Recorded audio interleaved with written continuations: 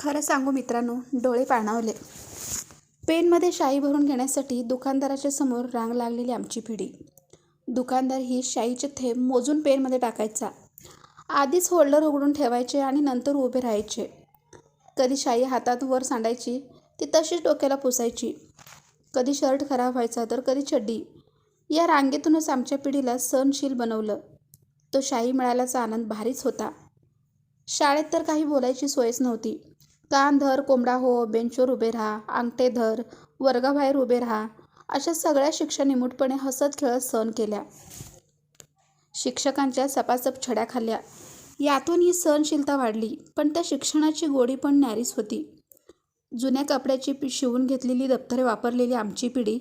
दप्तरे म्हणजे तरी काय, तर कापडाची पिशवी. फार तर काय, त्यालाच आतून कंपास ठेवण्यासाठी केलेला कप्पा. असं दप्तर आता पुन्हा भेटणे नाही. शाळेतून आल्यावर भिरकावायला मजा यायची आणि आई खेळायला चाललो असं ओरडायला पण मजा यायची.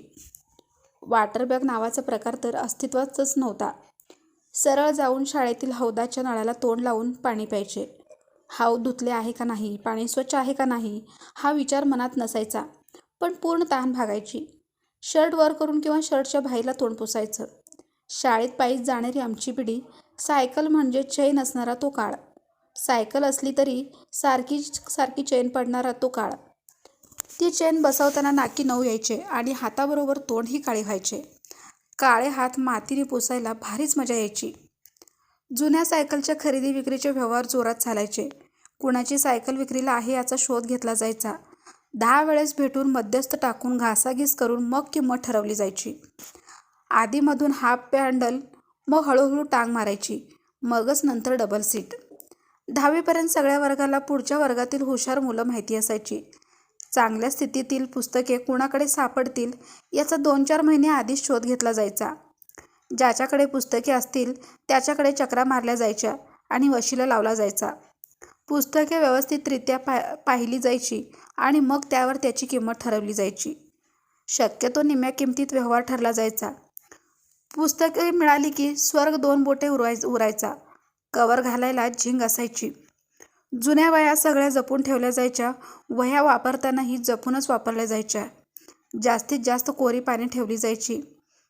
सगळी कोरी पाने वेगळी काढायची आणि मग ती एकत्र केली जायची. पुन्हा नव्याने एखादा प्रेसवाला शोधायचा आणि किमतीची घासाघीस करून वह्या बाइंडिंग करायला द्यायच्या. त्यासाठी 17 चकरा माराव्या लागायच्या.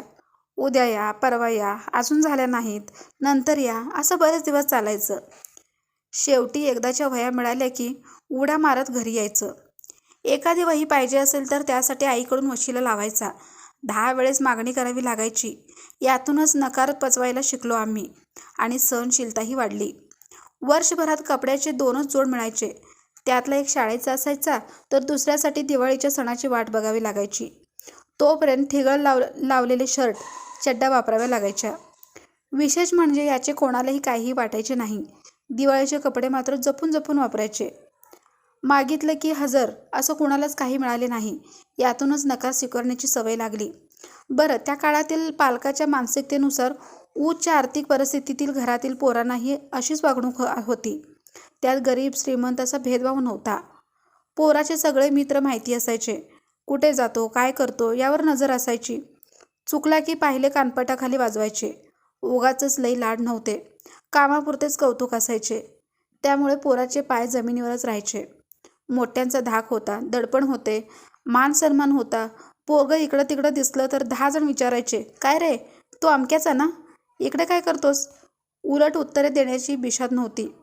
भरपूर मार खाऊन झाल्यावर उपाशीच झोपावे लागायचे. घरातीलच एखादी आजी, आत्या, मावशी गुपचूप ताट आणून प्रेमाने जेवण भरवायची. पोरगं मुसमुस रडत रडत एका हाताने डोळे पुसत पुसत 4 घास खायचं आणि तिच्याच कुशीत झोपायचं. दुसऱ्या दिवशी काल काय झालं हे विसरून पुन्हा आपल्या उद्योगाला लागायचं.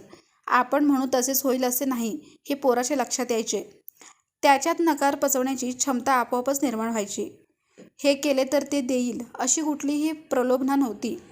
ताटात जे वाढले ते गुपचूप खावे लागायचे. कोणतेही नखरे चालत नव्हते, नाहीतर उपाशी झोपावे लागेल हे माहिती होते. जगणं लुटपुटचं नव्हतं, खरं खरं जगणं होतं.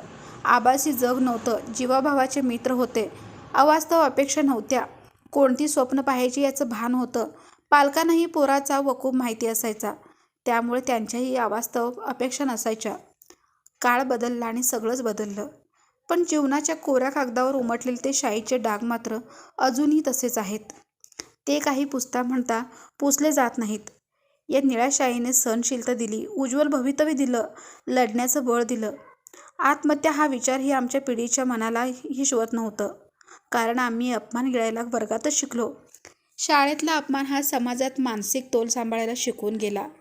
म्हणूनच आमची पिढी म्हणायची, कोरा कागद निळी शाई. आम्ही कुणाला भीत नाही, दगड का माती.